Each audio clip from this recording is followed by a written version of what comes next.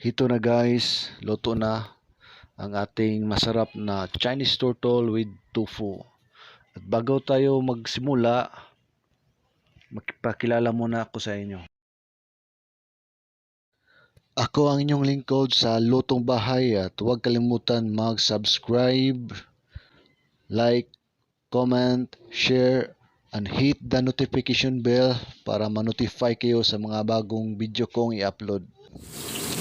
Hello, magluto pala tayo na Chinese turtle with tofu. At ito na, binabalot na yung tofu sa gawgaw o pinatawag na cornstarch. At nilagay natin sa hindi masyadong mainit na mantika.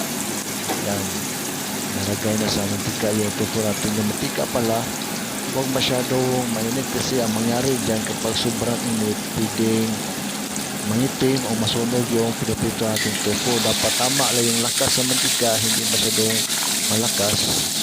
At saka yung nakita niyo guys, nahalo-halo yung tofu. Yung pagkahalo sa tofu, huwag yung sobrahan, idiin o lakasan man lang kasi yung tofu madali lang mabasag. Hintay tayo saglit kasi malapit na yan. Yung video sa tofu niya, sinushortcut lang para madali lang kasi tutorial lang to. Yan guys, tignan nyo, malapit na yan guys. Konting tiis lang, nilagay na sa steamer. Pagkatapos yan guys, pag wala ng mantika yan, tuyo na yan, ating ilagay sa Pyrex na nakahilira ganyan, tulad ganyan nakita ninyo kasi para malinis din yan, maganda. Kasi kung meron tayong nakahanda na panggisa sa ating pinakulungan Chinese turtle, nakalagay na ang bawang at saka Bombay. Guys, yung Chinese turtle pala, hindi ko na nakikita kung paano kinakatay kasi baka malabag pa tayo sa roast.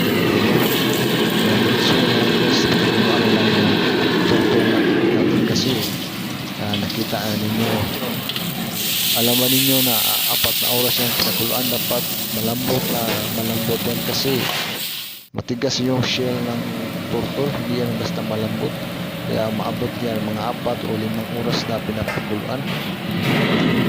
Ginigisa natin ulit yan kasi para mabango.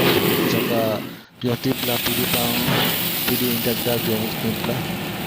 Kaya nilagyan ng kunting babaw para yung sabaw hindi malapot-lapot kunti.